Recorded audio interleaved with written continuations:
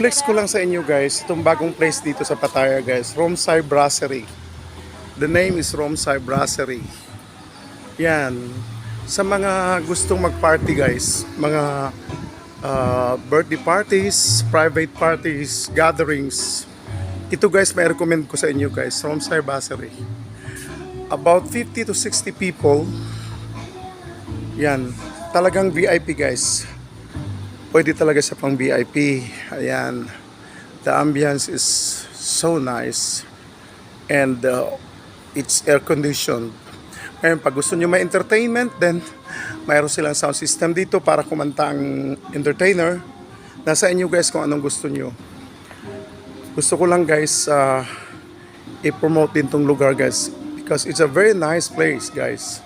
Look at ang bar nila guys. Oh. So, pinopromote ko lang to guys. Kasi ang ganda talaga ng lugar guys. Kakaiba siya. Ganda ng place. Cool. Tsaka ano, pang sosyalan. Chandelier nila guys. So, ipopost ko to guys sa Facebook ko guys. Romsai Brasserie. Pwede nyo search sa Facebook guys. Ayan. So this is the place. Mga 2 months ago, 1 month ago pa lang mahigit to guys, nag-open. Nasa second floor to siya guys ng Romsai Brasserie. And then sa labas naman guys, yan yun.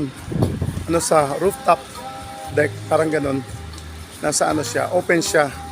Yung ayaw sa aircon, dito mag-stay pwede. Yan.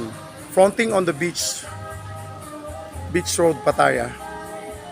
So, this is the place, the new place in Pattaya. Good for private parties.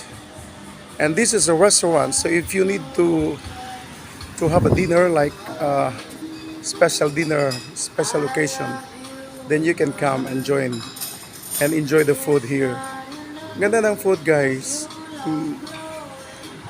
Affordable naman yung mga food nila guys. And they have entertainment like music in the afternoon, early afternoon.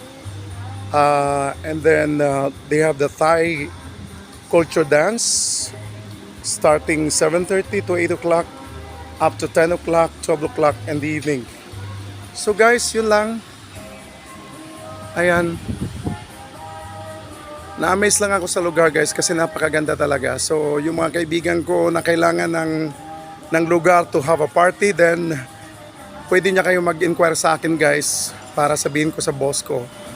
Romsai Brasserie. Ganda ng lugar guys. Di kayo magsisisi. Thank you so much and that's all folks. Thank you everyone. Thank you and God bless.